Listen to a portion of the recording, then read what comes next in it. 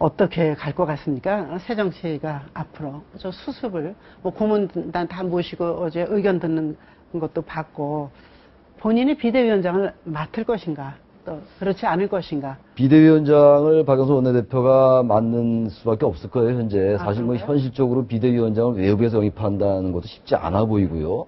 문제는 그겁니다. 누가 비대위원장을 맡느냐가 중요한 게 아니라 물론 그것도 의미가 있겠으나 지난번에 새누리당의 경우에요. 2011년대도 그랬고 뭔가 중진들의 불출마 선언도 잇따르고 막 그랬어요. 제가 아까 그래서 본능적으로 대단히 기민한 게 새누리당 같다고 말씀드렸고 이번에도 김무성 대표가 당선되는 거 보시죠. 당대표에. 그런 점에서 뭔가 그러한 눈에 보이는 가시적인 국민들이 볼 때 정말 내려놓는구나. 저 야당이 정말 반성을 하는구나. 라는 것을 보여줘야 돼요.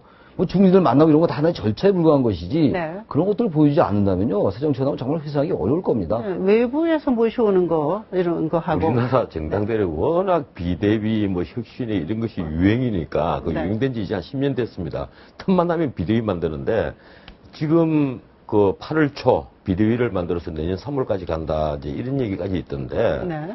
물론 이제 가을에는 정기국회가 있기 때문에 그 조기 전당대회를 하기가 굉장히 힘들 겁니다. 하지만 야당이 살아나려면 이 당내 민주주의를 회복을 해서 조기 전당대회를 하는 것이 지름길일 거예요.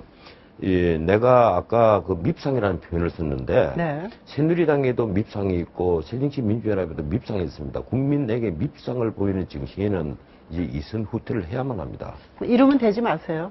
이름을 대면 명예훼손죄로 고창. 그런데 국민들이 지금 다 알고 있어요. 네. 저 사람 나오면 TV 채널 돌려버리고 아하. 뉴스를 보다가 어떤 사람이 나오면 채널 돌려버린단 말이에요. 그걸 서로 다 알고 있습니다. 알고 있으면 그런 사람이 전면에 나서서 어떻게 여당이든 야당이든 다 마찬가지예요. 당을 좌지우지하고 꽉 모여 있는데 자기도 나와서 같이 거들고 아까 그 역시 여당 사진 모습에도 나와 있어요. 우리 국민들은 다 압니다. 네. 아는데 당의 안에 있는 사람만 모른다는 거예요. 바둑 두는 사람은 모르잖아요. 악수를 잘 모르잖아요. 자기가 네. 두는 수가. 옆에 훈수 두는 사람 눈에는 그래도 대충 다 보이거든요. 예, 그래서 제가 여기 나오신 여러분께서 결국 다- 예. 새정치민주연합, 그냥 민주당으로 이름 바꿨으면 편할 것 같아요. 진행하는 사람 입장에서. 당명이 길어서요. 네, 그 손학규 그 전 의원도 뭐 하면서 민주당이라고 한 두세 번 얘기하더라고요.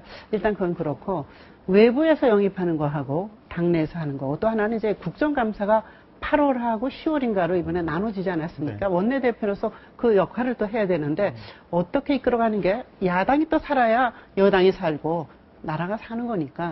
네. 근데 이제 당장의 어떤 박영선 대표의 몸의 바쁨을 생각한다면 이제 조금 밖에 분 모셔오는 게 좋을 것 같고 네. 또 이제 안에서 얼마만큼 이제 어떤 전당대회 힘겨루기를 조금 시간을 좀 버느냐 뭐 이런 문제도 있을 것 같은데 결국 본질은 그런 것 같아요. 얼마만큼 이 정당을 제대로 혁신할 수 있는 사람이 내부건 외부건 사심없이 혁신할 수 있는 사람이 오는가 이게 관건인 것 같고 네. 그럼 혁신은 뭘 혁신해야 되냐? 뭐 당의 이념 좌표를 혁신해야 된다, 뭐 문화를 혁신해야 된다 여러 가지 얘기가 나오는데 본질은 공천권인 것 같아요. 네. 당내 계파 갈등의 핵심은 결국은 선거 때가 되면 자기 사람 심으려고 쌈박질하고 그게 피터지게 싸우면서 국민들에게 항상 안 좋은 모습 보이면서 이게 꼬꾸라지고 이러는 거거든요. 네. 근데 이 공천권을 그럼 어떻게 혁신하느냐? 그럼 분명한 룰을 정해서 이거를 성문화해 놓으면 그렇다고 한다면 더 이상 그런 추태는 보이지 않을 것이다. 그러면 그 룰을 만들 수 있는 사람이 결국은 비대위원장이 하면 되는 것 같고 이번에 새누리당 보면 김무성 대표도 지금 사실은 그런 얘기 했지 않습니까? 보면 그렇게 많은 서청원 의원하고 표 차이를 냈던 이유 중에 하나가 사실은 당내 2016년 그 국회의원 경선할 때 오픈 프라이머리 전면적으로 하겠다고 지금 공약을 걸었거든요. 네. 그러면 서청원 의원을 지지했던 사람들은 그 말이 될지 안 될지 그때 가봐야 알겠으나 어쨌든 그 말에 최소한 40~50%는 신뢰성을 듣고 믿고 가보자라는 생각도 있었을 겁니다. 네. 결국은 새정치민주연합 안에서도 당내 민주화를 어떻게 할 것인지 이 공천권이라고 하는 이 핵심 덩어리를 어떻게 조율할 이 룰을 만들어낼 것인지 이게 본질일 겁니다. 계파가 어느 정당이나 있지만 새정치민주연합의 이제 여러 갈래의 계파들이 이 상황을 어떻게 받아들이고 또 자기 계보를 위해서 투쟁할 것인지 뭐 이런 거 사실은 어떻습니까? 말이죠. 뭐 야당은 원래 그래요. 여당은 좀 느긋하고 야당은 좀 안에 시끄럽거든요. 그런데 네. 그럼 뭐 과거 보면은 새누리당이 한나라당 때도 마찬가지였어요. 야당일 때는. 근데 문제는 뭐냐면 특히 이제 보면 이쪽이 심하죠. 그냥 근데 새정치민주연합 같은 경우 20개월 동안 앞으로 선거가 없어요. 그렇죠. 그렇죠? 18개월 동안 없습니다. 18개월, 그러니까 뭐 네. 공천, 뭐 정확히 쓰는 게 20개월이고 공천까지 1년 반 동안 없어. 그럼 1년 반 동안 외부에서 뭔가 좀 보면 그런 큰 행사가 있어야만이 내부의 갈등도 좀 정리해 나갈 텐데 그게 안 될 겁니다. 그러다 보니까 앞서 우리 김경지 변호사 말씀하셨던 그야말로 자기들 정치인들의 공천은 죽고 사는 문제거든요. 네. 그 자기 목숨이 오락가락 하는데 그 칼 들고 대들지 않을 사람이 누가 있겠습니까? 그거 쉽지 않은 거예요. 근데 문제는 이제 아까 우리 앵커께서 말씀하셔도 그러면 야 어떻게 박영선 비대위원장 맡을 것인가 말 것인가 뭐 이것도 좀 보면 이 486이나 친노 쪽에서는 외부에서 데려와야 된다 이 얘기 아니에요 벌써부터. 네. 사실은 박영선 원내대표 같은 경우는 어느 계파에도 속해 있지 않습니다. 비교적 중립적이라 할 수 있죠. 그리고 네. 거듭 말씀드리지만 아까 전 변호사 말씀하신 대로 바로 이제 보면 9, 10, 11, 12 넉 달 동안 정기 국회죠. 국정감사죠. 그렇죠. 어영부영 넘어가고 야당은 어차피 원내 정당으로서 역할이 중심일 수밖에 없고 그러나 국정감사가 사실 대목이죠. 대목이잖아요. 네, 그것도 이제 8월 달에 10월 달 대목 좀 그렇습니다. 대목 맞습니다. 대목 뭐 맞고요. 제가 실수했습니까? 아니요. 그거 의원하셔서 잘 아시잖아요.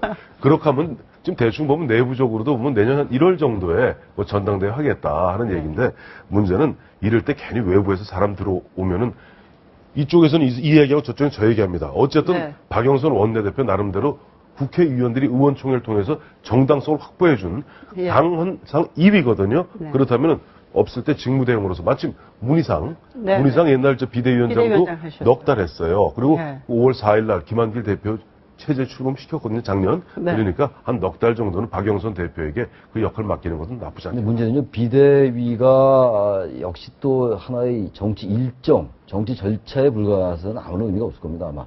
지금 조기전당대회 얘기도 일부 나오는 것 같아요. 뭐 1월달 얘기도 있습니다만. 근데 조기전당대회로 가버리면요, 지금 계파가 굉장히 복잡합니다. 지금 말씀도 하셨습니다만.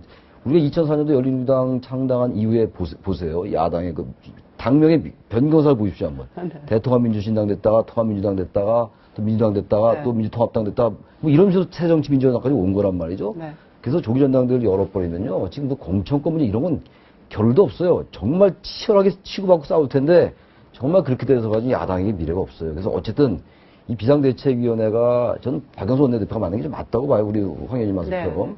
그렇게 해서 뭔가 이 비상대책위원회에서 혁신의 모습을 보여준 다음에 어느 정도 가닥이 잡힌 다음에 전당대회로 가야지. 그런데 그런 의미가 있을 것 같아요. 그런데 요거 짧게 하나 짚고 넘어갈게요. 비대위에서 뭘 혁신을 할 겁니까? 혁신한다는 것이요.